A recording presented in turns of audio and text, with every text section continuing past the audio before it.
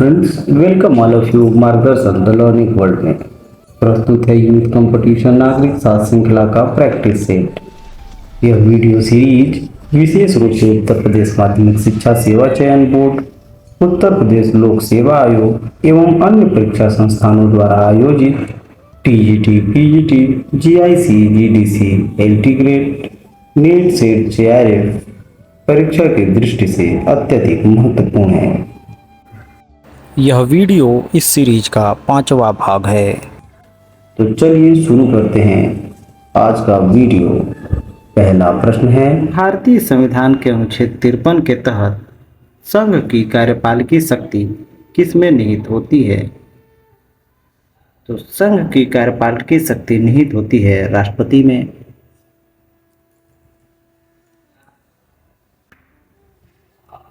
भारतीय संविधान के भाग 5 के अनुच्छेद 53 के तहत संघ की कार्यकारी शक्ति राष्ट्रपति में निहित होती है। राष्ट्रपति तीनों सेनाओं का प्रधान होता है और राष्ट्रपति की योग्यता का उल्लेख आर्टिकल 58 में किया गया है। अगला प्रश्न है, भारत की संघीय व्यवस्था किस संघीय राज्य के निकट है? तो भारत की जो संघीय व्यवस्था है वो कनाडा के संघीय व्यवस्था के समान है। भारत राज्यों का संघ है, अर्थात भारत की संघीय व्यवस्था कनाडा की संघीय व्यवस्था से अधिक नज़दीक है। भारतीय संघीय व्यवस्था कनाडा की संघीय व्यवस्था के अधिक नज़दीक है। राज्यों का संघ का तात्पर्य होता है भारतीय संघ इकाइयों के मध्य करार का परिणाम नहीं है। इकाइयों को भारतीय संघ से पृथक होने का अधिकार भी नहीं है। मतलब यह हुआ कि कोई भी क्षेत्र या नया क्षेत्र भारतीय संघ में शामिल तो अपनी इच्छा से हो सकता है, किंतु संघ से पृथक नहीं हो सकता। इसलिए भारतीय संघ को विनाशी राज्यों का अविनाशी संघ भी कहा जाता है। क्वेश्चन नंबर 3 है कि भारतीय संविधान के अनुच्छेद 32 में कौन से अधिकार उल्लेखित हैं? तो आर्टिकल 32 में दिया गया है संवैधानिक उपचारों का अधिकार। अगला प्रश्न है, भारतीय संविधान का वो कौन सा भाग है जिसे संविधान की आत्मा कहा जाता है? तो वो भाग है संवैधानिक उपचारों का अधिकार, आर्टिकल 32। एक विचारक हुए हैं पंडित ठाकुर दास भार्गव। उन्होंने संविधान की प्रस्तावना के संदर्भ में कहा कि प्रस्तावना संविधान का सबसे सम्मानित भाग है। यह अगला प्रश्न है, संविधान सभा का गठन प्रस्तावित किया गया था किसके द्वारा? तो संविधान सभा के गठन का प्रस्ताव कैबिनेट मिशन के द्वारा किया गया था। अगला प्रश्न है, भारत में लोकायुक्त संस्था को स्थापित करने वाला पहला राज्य कौन सा था? तो वो राज्य था महाराष्ट्र। भारत में लोकपाल एवं लोकायुक्त रूपी संस्था की स्थापना का सुझाव फर्स्ट एआरसी यानी प्रथम प्रशासनिक सुधार आयोग ने दिया था और आयोग की सिफारिशों को स्वीकार करते हुए इंदिरा गांधी सरकार ने पहली बार 1968 में संसद में लोकपाल एवं लोकायुक्त अधिनियम प्रस्तुत किया था।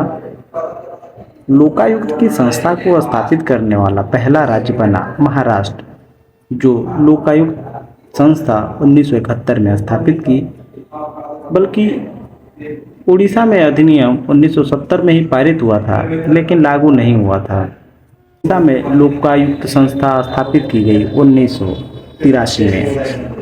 इसलिए सही उत्तर होगा कि लोकायुक्त संस्था को सर्वप्रथम महाराष्ट्र ने स्थापित किया था।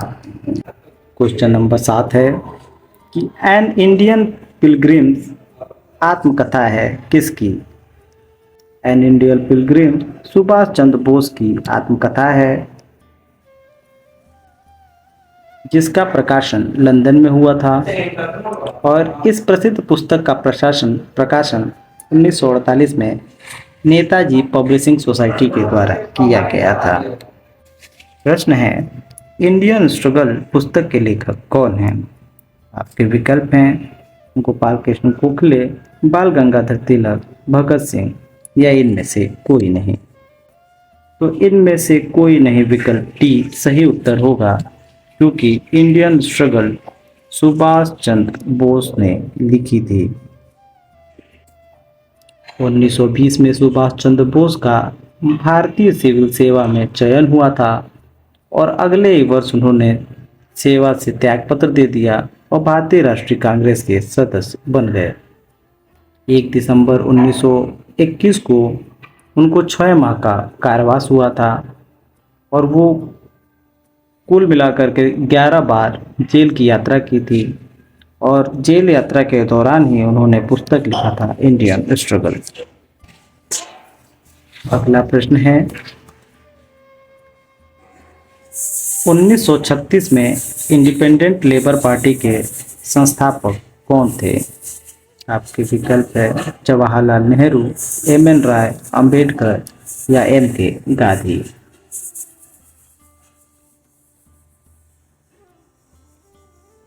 तो इंडिपेंडेंट लेबर पार्टी के संस्थापक थे B.R. अंबेडकर। यह पार्टी 1937 की केंद्रीय विधानसभा के चुनाव में 15 सीटें जीती थी।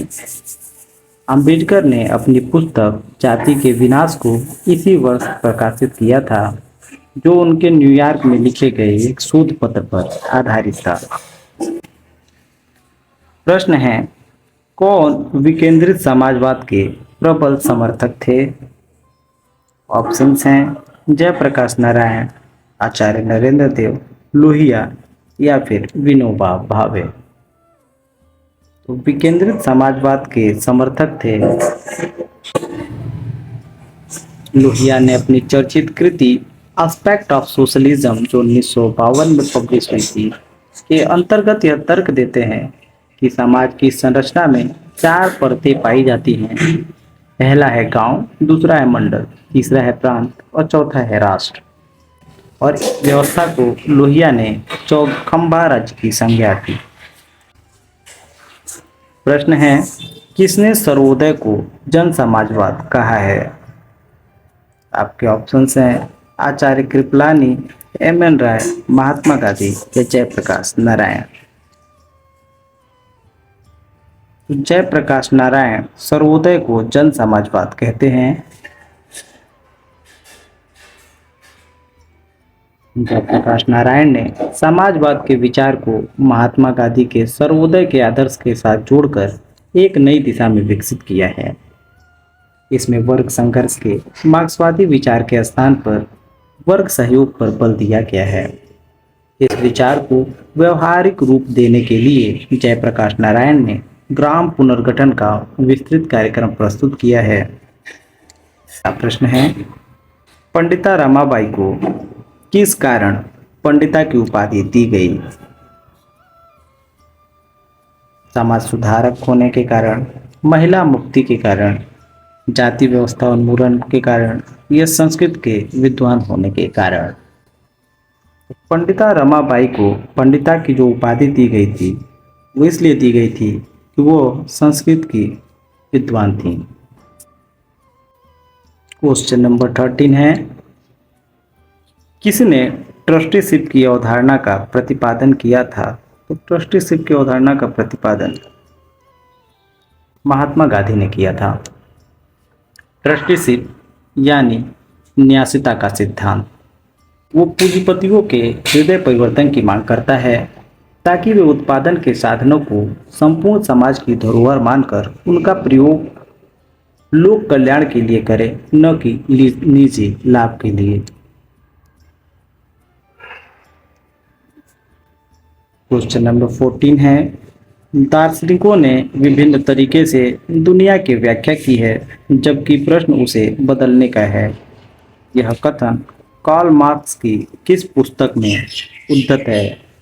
ऑप्शंस है on Jewish question, poverty of philosophy, thesis on Feuerbach या फिर class struggle in France. Karl Marx ने अपनी पुस्तक थीसिस ऑन फायरबाख में कहा कि दार्शनिकों ने विभिन्न तरीके से दुनिया की व्याख्या की है, जबकि प्रश्न उसे बदलने का है। मार्क्स को प्रथम वैज्ञानिक समाजवादी विचारक माना जाता है। प्रश्न है, मार्क्स दो व्यक्तियों से प्रभावित थे और वो दो व्यक्ति थे हीगल और फायरबाख। जैसा कि राजनीतिक चिंतन के इतिहास में कार्ल मार्क्स को वैज्ञानिक समाजवाद के जनक के रूप में याद किया जाता है, उसके दर्शन ने समूचे संसार में हलचल मचा दी। बुद्धिजीवी और शासक वर्ग को ही नहीं, आम जन समुदाय को भी झकझोर दिया। मार्क्स ने अपने द्वंद्वात्मक प्रक्रिया का सिद्धांत हीगल से ग्रहण किया, किंतु मार्क्स ने कहा कि मैंने हीगल के दर्शन को, जो मस्तिष्क के बल खड़ा था, उसे पैरों के बल खड़ा किया। अगला प्रश्न है, निम्न में से कौन मार्क्स के अनुसार ऐतिहासिक परिवर्तन का प्रमुख कारण है? तो मार्क्स वर्ग को ऐतिहासिक परिवर्तन का प्रमुख कारण मानते हैं। मार्क्स का वर्ग संबंधी सिद्धांत उसके ऐतिहासिक द्वंद्ववाद के सिद्धांत का उपपरिणाम है, बाई प्रोडक्ट है। मार्क्स के विचारानुसार वर्ग एक सामूहिक एकता है, वह वैसे ही है जैसे हीगल के लिए राष्ट्र एक सामूहिक एकता। इतिहास में वर्ग एक इकाई के नाते कार्य करता है और इकाई के नाते ही वह अपने विशिष्ट विचार एवं विश्वास उत्पन्न करता है। अगला प्रश्न है, कौन वैज्ञानिक समाजवाद का प्रतिपादक है? तो वैज्ञानिक समाजवाद के प्रतिपादक हैं कार्ल मार्क्स। क्वेश्चन नंबर 18 है, यह किसने कहा कि एक संतुष्ट सूअर की अपेक्षा एक असंतुष्ट मानव होना अधिक श्रेष्ठ है? एक संतुष्ट मूर्ख की अपेक्षा एक असंतुष्ट शुक्राणु होना अधिक श्रेष्ठ है। तो ये कथन है जॉन स्टुअर्ट मिल का। पेंथम के अनुसार भिन्न भिन्न प्रकार के सुखों में कोई गुणात्मक अंतर नहीं होता, उनमें केवल परिणात्मक अंतर होता है।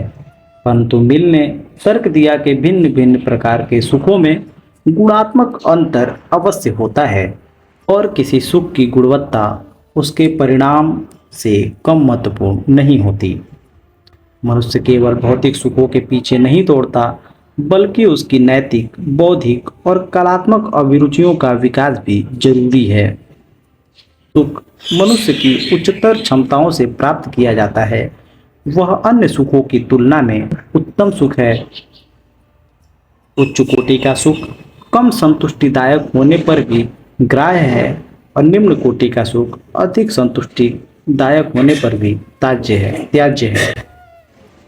मिल के अनुसार एक संतुष्ट सूकर की अपेक्षा एक असंतुष्ट मनुष्य होना कहीं बेहतर है। क्वेश्चन नंबर 19 है, जिस राजनीतिक विचारक ने सर्वप्रथम राजनीति शास्त्र में राज्य की अवधारणा को प्रस्तुत किया, वह विचारक था मैकियावेली। मैकियावेली ने अपनी पुस्तक प्रिंस में इटावली शब्द स्टेटों का प्रयोग किया है, जिससे अंग्रेजी शब्द स्टेट बना है। ज्ञात हो कि राज्य के लिए बोदा ने रिपब्लिक शब्द का प्रयोग किया, हॉब्स ने कॉमनवेल्थ का प्रयोग किया और लॉक और रूसो ने कम्युनिटी शब्द का प्रयोग किया है। क्वेश्चन नंबर 21 है, यह विचार किस विचारक का है कि युद्ध हितकर है, क्योंकि इसमें देश प्रेम और राजभक्ति की भावना की पुष्टि होती है? तो ये कथन है हीगल का। हीगल युद्ध को हितकर मानते हैं क्योंकि इससे देश प्रेम और राजभक्ति की भावना की पुष्टि होती है। विकल्प सी सही उत्तर होगा। क्वेश्चन नंबर 22 है, कौन सा राजनीतिक चिंतक अरस्तु के विचारों को पूरी तरह अस्वीकार करता है? तो वो विचारक हैं हॉब्स, जो अरस्तु के विचारों को पूरी तरह अस्वीकार करते हैं। हॉब्स और अरस्तु के अधिकतर राजनीतिक विचार जो हैं परस्पर विपरीत हैं। अरस्तु राज्य के सावयवी सिद्धांत को मानते हैं, और आगमनात्मक पद्धति का प्रयोग करते हैं। वह राज्य को परिवार की तरह एक स्वाभाविक संस्था मानते हैं, जबकि हॉब्स यांत्रिक भौतिकवादी हैं। वह अणु को सर्वाधिक महत्व देते हैं और अणु को सर्वाधिक महत्व देते हुए विश्व को यांत्रिक मानता है। हॉब्स वह राज्य को स्वभावतः निर्मित न मानकर समझौते सिद्धांत द्वारा प्रस्तुत करता है। इस प्रकार हॉब्स अरस्तू के विचारों को पूरी तरह अस्वीकार करता है।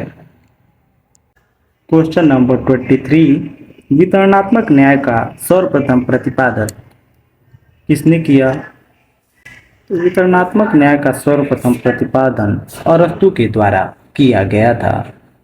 वितरणात्मक न्याय की धारणा सबसे पहले अरस्तू ने प्रस्तुत की, जिसने यह कहा कि समानों के साथ समानतापूर्वक किंतु असमानों के साथ असमानतापूर्वक व्यवहार करना चाहिए।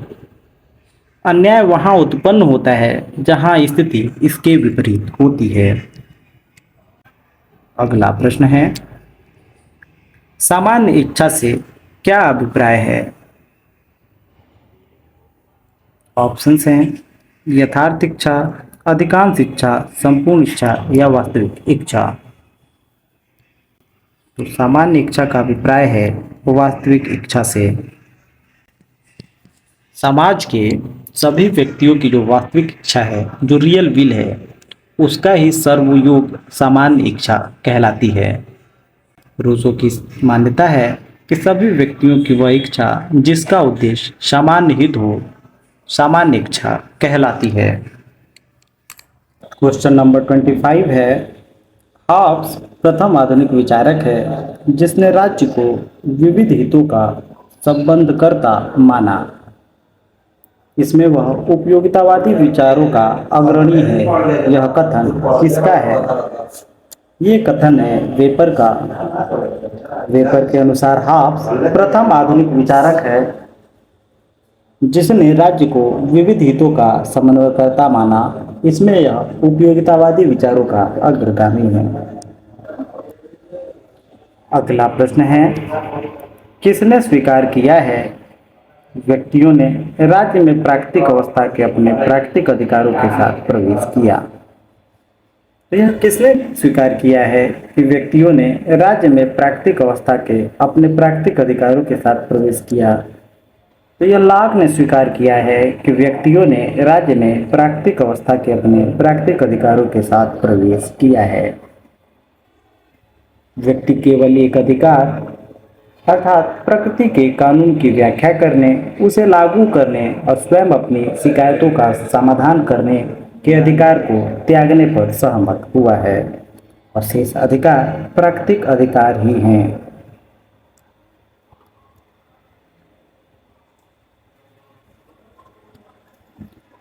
प्रश्न है, प्लेटो की रिपब्लिक का उपशीर्षक क्या है? प्लेटो के रिपब्लिक का उपशीर्षक है कंसर्निंग जस्टिस, यानी न्याय से संबंधित। विकल्प ए सही उत्तर होगा। अगला प्रश्न है, निम्न में से कौन चिंतक असमानता का समर्थन करता है? असमानता का समर्थन अरस्तू करते हैं। अरस्तू के अनुसार समानों के साथ समान तथा असमानों के साथ असमान व्यवहार करना चाहिए। क्वेश्चन नंबर 29 है, कौन सा राजनीतिक सिद्धांत राज्य को एक आवश्यक बुराई मानता है? तो राज्य को आवश्यक बुराई मानता है शास्त्रीय उदारवाद। लॉक उदारवाद के जनक माने जाते हैं और उदारवाद के अनुसार राज्य एक आवश्यक बुराई है। राज्य आवश्यक इसलिए है कि यह मानवीय समाज में उत्पन्न होने वाले झगड़ों को निपटाता है तथा व्यक्ति की सुरक्षा प्रदान करता है। राज्य बुरा इसलिए है क्योंकि राज्य की इच्छा का पालन व्यक्ति की स्वतंत्रता में बाधक है। अगला प्रश्न है, समाजवाद का अभिप्राय आय की समानता के अतिरिक्त कुछ भी नहीं है। ये कथन है बर्नार्ड शॉ का। जॉर्ज बर्नार्ड शॉ ने समाजवाद को परिभाषित करते हुए कहा है कि समाजवाद का अभिप्राय आय की समानता के अतिरिक्त कुछ भी नहीं है। विकल्प डी सही उत्तर होगा। अगला प्रश्न है, एक राज्य जो अपने नागरिकों को अधिकतम सामाजिक सुविधाएं प्रदान करे वह कहलाता है वेलफेयर स्टेट। वेलफेयर स्टेट शब्द का सर्वप्रथम प्रयोग आर्क बिशप टेम्पल ने अपनी रचना सिटीजन एंड चर्चमैन में किया है। कल्याणकारी राज्य का आशय एक ऐसे राज्य से होता है जिसमें सभी व्यक्तियों की सामाजिक, आर्थिक और राजनीतिक न्याय सुलभ होता है। प्रश्न है, कौन अहस्तक्षेप की नीति में विश्वास करता है? तो अहस्तक्षेप की नीति में विश्वास करते हैं व्यक्तिवादी। व्यक्तिवाद अहस्तक्षेप की नीति में विश्वास करता है। हर्बर्ट स्पेंसर, मिल, नॉजिक, हेयर, फ्रीडमैन ये प्रमुख अहस्तक्षेपी विचारक हैं। अगला प्रश्न है, अल्पतंत्र का लौह नियम सिद्धांत किसने दिया है? तो iron law of oligarchy micelles के द्वारा दिया गया है। मिसेल्स की रचना पॉलिटिकल पार्टी जो 1911 में पब्लिश हुई थी, उसमें मिसेल्स जर्मन समाजवादी दलों का अध्ययन करते हैं और कहते हैं कि हर समाज में लोगों के दो वर्ग बन जाते हैं। एक वर्ग शासन करता है और दूसरा वर्ग शासित रहता है, और ये हर परिस्थिति में सत्ता का यही स्थिति रहता है। जो शासित होता है वो शासित ही रह जाता है, अर्थात शासक वर्ग की प्रकृति हमेशा एक सी होती है। विकल्प बी मिसेल्स अल्पतंत्र का लौह सिद्धांत दिए हैं। प्रश्न है, संसदीय शासन का मूल सिद्धांत क्या है? तो संसदीय शासन का मूल सिद्धांत होता है व्यवस्थापिका और कार्यपालिका के मध्य एकीकरण होता है। संसदीय शासन प्रणाली वह शासन प्रणाली है जिसके अंतर्गत व्यवस्थापिका और कार्यपालिका परस्पर संबंधित होती है और कार्यपालिका व्यवस्थापिका के प्रति उत्तरदायी होती है। इसकी परिभाषा गार्नर ने इस तरीके से किया है कि संसदात्मक शासन वह शासन प्रणाली है जिसमें वास्तविक कार्यपालिका अर्थात मंत्रिमंडल व्यवस्थापिका अथवा उसके लोकप्रिय सदन के प्रति उत्तरदायी होती है और राज्य का प्रधान नाम मात्र का तथा अनुत्तरदायी होता है। क्वेश्चन नंबर 35 है, किसने कहा कि सार्वभौमिक वयस्क मताधिकार वास्तव में सार्वभौमिक नहीं है? तो ये कथन है गिलक्राइस्ट का। गिलक्राइस्ट कहते हैं कि सार्वभौमिक वयस्क मताधिकार वास्तव में सार्वभौमिक नहीं है। अगला प्रश्न देखते हैं, प्रत्यक्ष लोकतंत्र वाला देश कौन सा है? सिंपल सा, स्विट्जरलैंड प्रत्यक्ष प्रजातंत्र वाला देश है जहां जनता प्रत्यक्ष तौर पर शासन के कार्यों में भाग लेती है, नीति निर्धारण का कार्य करती है, कानून बनाती है तथा प्रशासनिक अधिकारियों पर नियंत्रण रखती है। प्रत्यक्ष प्रजातंत्र में जनमत संग्रह, प्रत्याहन, आरंभक और लोकसभाएं इत्यादि उपकरणों का प्रयोग किया जाता है। क्वेश्चन नंबर 37 है कि संसदात्मक और अध्यक्षात्मक शासन प्रणाली में भेद करने का मूल आधार क्या है? संसदात्मक और अध्यक्षात्मक शासन प्रणालियों में भेद करने का मूल कारण है विधायिका एवं कार्यपालिका के पारस्परिक संबंध। संसदात्मक शासन प्रणाली में कार्यपालिका का गठन व्यवस्थापिका के सदस्यों से ही होता है, लेकिन अध्यक्षात्मक शासन प्रणाली में कार्यपालिका के सदस्य जो होते हैं व्यवस्थापिका के सदस्य होते ही नहीं हैं। इस प्रकार विकल्प डी सही उत्तर होगा। प्रश्न है, कानून के समादेश सिद्धांत का उन्नायक किसे कहा जाता है? यानी कानून के समादेश सिद्धांत का उन्नायक जॉन ऑस्टिन को कहा जाता है। आधुनिक युग में कानूनी संप्रभुता विस्तार से विवेचन करने वालों में इंग्लैंड के विचारक जॉन ऑस्टिन का नाम प्रमुख है। ऑस्टिन ने अपने प्रभुसत्ता संबंधी विचार अपनी पुस्तक लेक्चर्स और जूरिस्प्रूडेंस में किया है।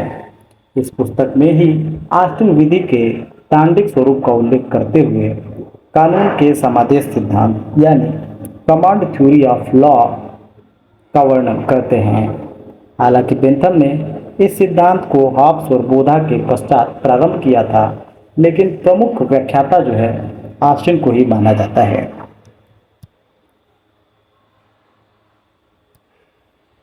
प्रश्न है, संप्रभुता के सिद्धांत का सबसे पहले प्रतिपादन किसके द्वारा किया गया? तो बोधा ने सबसे पहले संप्रभुता के सिद्धांत का प्रतिपादन किया था। बोधा के अनुसार संप्रभुता नागरिकों व प्रजाजनों के ऊपर राज्य की वह सर्वोच्च शक्ति है जिस पर कानून का कोई अंकुश नहीं होता है।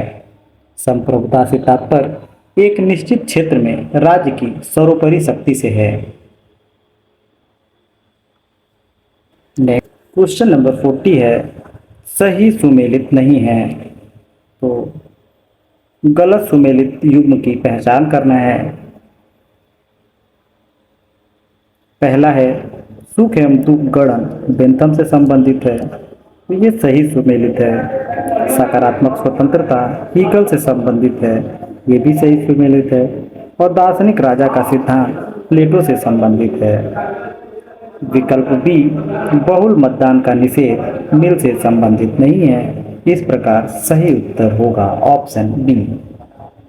मिल बहुल मतदान का समर्थन करते हैं, निषेध नहीं करते, इस प्रकार विकल्प बी सही उत्तर होगा। अगला प्रश्न है, सीमित संप्रभुता के सिद्धांत का जनक कौन है? सीमित संप्रभुता के सिद्धांत का जनक लॉक को माना जाता है। लॉक सामाजिक समझौता के माध्यम से हाब्स की तरह निरंकुश संप्रभुता का प्रतिपादन न करके सीमित एवं वैधानिक संप्रभुता के सिद्धांत का प्रतिपादन किया।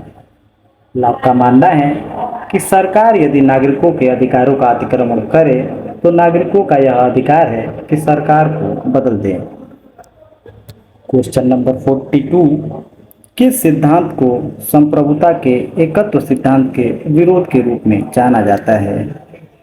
संप्रभुता के एकत्व सिद्धांत के विरोध के रूप में बहुलवाद को जाना जाता है। बहुलवादियों ने भिन्न भिन्न आधारों पर संप्रभुता के एकत्ववादी सिद्धांत पर प्रहार किया है। लियो टुकवी के अनुसार कानून संप्रभु की आज्ञा नहीं है, वरन सामाजिक समरसता की शर्त है, क्योंकि कानून को अस्तित्व में लाने का श्रेय राज्य में नहीं है, वह राज्य की उत्पत्ति के पूर्व भी विद्यमान था, ऐसा डुग्बी का मानना है। ऐसे ही लास्की, जीडीएस कोल, बार्कर, लिंडसे और मैकाइवर ने भी संप्रभुता के बहुलवादी सिद्धांत का समर्थन किया है। क्वेश्चन नंबर 43 है, प्रत्येक राज्य उन अधिकारों से जाना जाता है जिनकी व्यवस्था वह करता है। यह कथन लास्की का है। लास्की ने कहा है कि प्रत्येक राज्य उन अधिकारों के द्वारा जाना जाता है जिसकी व्यवस्था वह करता है। अधिकार मानव जीवन की वे परिस्थितियां हैं जिसको और जिसके प्रयोग के द्वारा व्यक्ति अपने जीवन में श्रेष्ठ को प्राप्त कर सकता है। क्वेश्चन नंबर 44 है, समानता की उत्कृष्ट अभिलाषा ने स्वतंत्रता की आशा को व्यर्थ बना दिया है। ये कथन है लॉर्ड एक्टन का। लॉर्ड एक्टन समानता और स्वतंत्रता को एक दूसरे का विरोधी मानते हैं। अगला प्रश्न है, सामाजिक संविदा के विचार को वर्तमान में नए रूप में पुनर्जीवित किया है किसने? रॉल्स ने सामाजिक संविदा के विचार को वर्तमान में नए रूप में पुनर्जीवित किया है रॉल्स ने।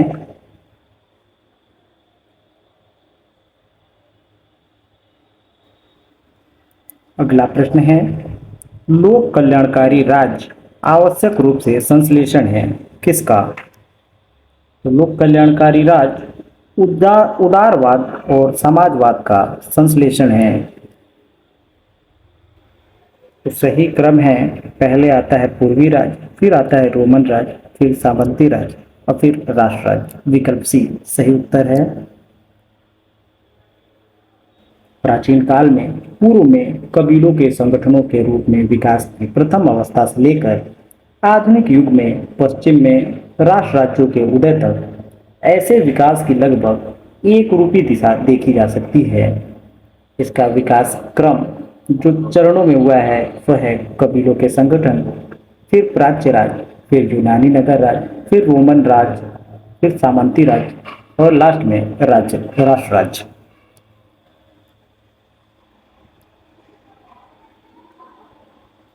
क्वेश्चन नंबर 48 है, किसने राज्य की जगह रिपब्लिक शब्द को प्रमुखता दी? तो राज्य की जगह रिपब्लिक शब्द को प्रमुखता बोधा ने दी है।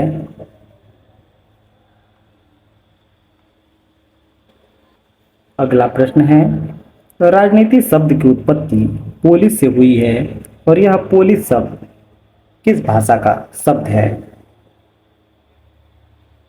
पोलिस शब्द ग्रीक भाषा का शब्द है जिसका अर्थ उस भाषा में नगर राज्य होता है।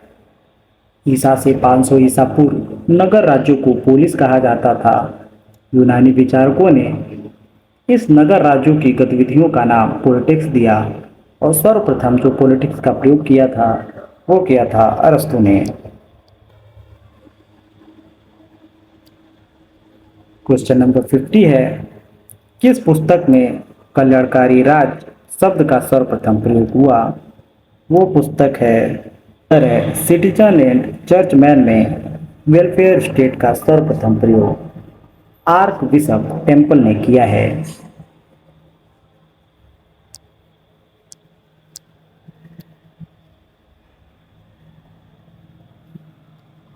अगला प्रश्न है, कौन पावर एलिट नामक ग्रंथ की रचना किया है?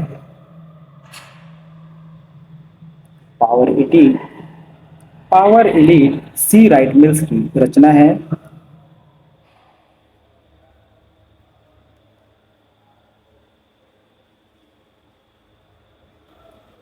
क्वेश्चन नंबर 52 है, ग्रामर ऑफ पॉलिटिक्स के लेखक कौन है? बहुत ही इजी सवाल।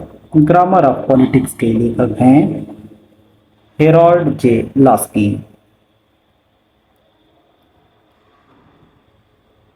क्वेश्चन नंबर 53, सार्वजनिक कल्याण विधायक का ध्येय होना चाहिए, यह कथन किसका है?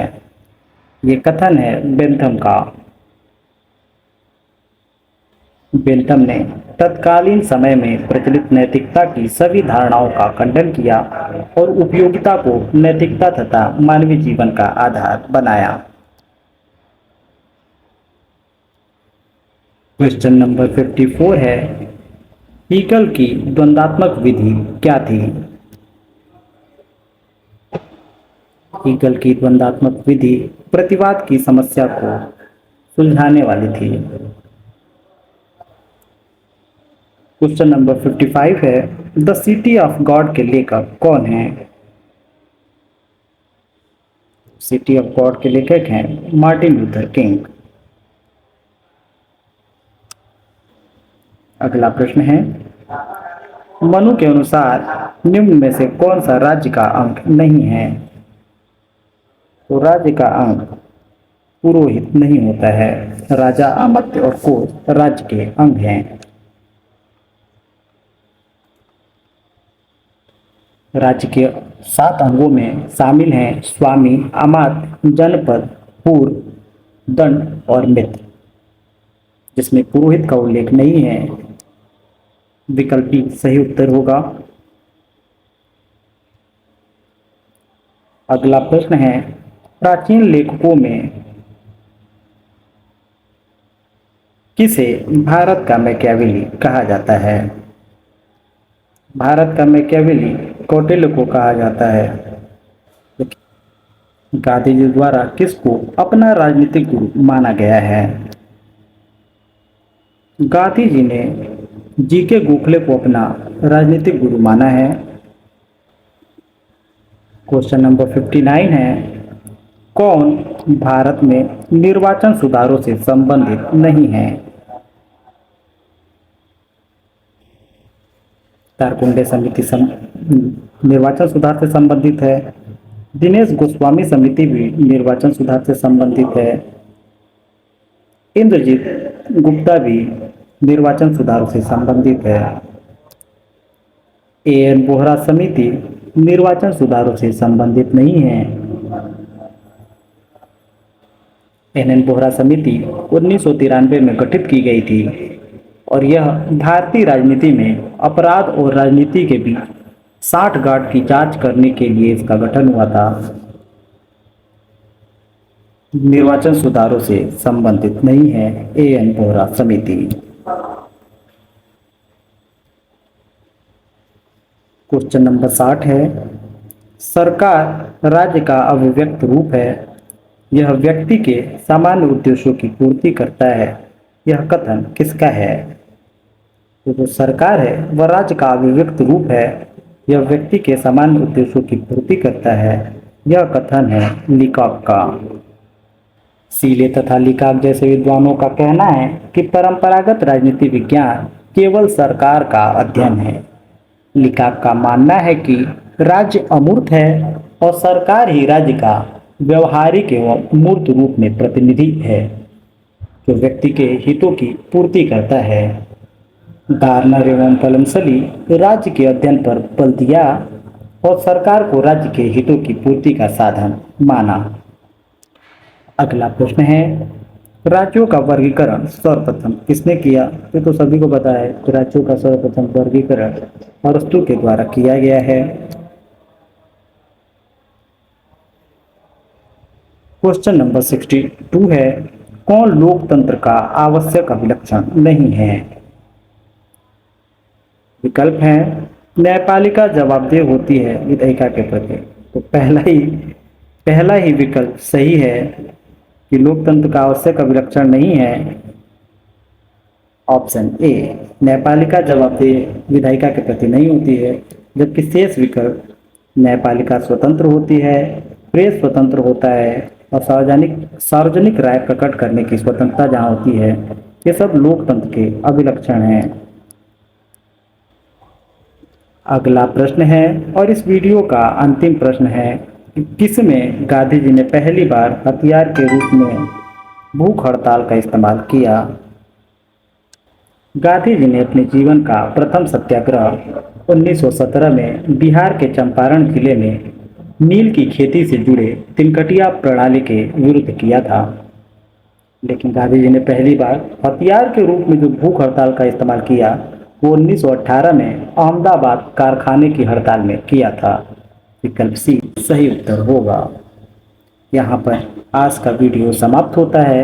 मिलते हैं अगले वीडियो में। अब तक के लिए नमस्कार।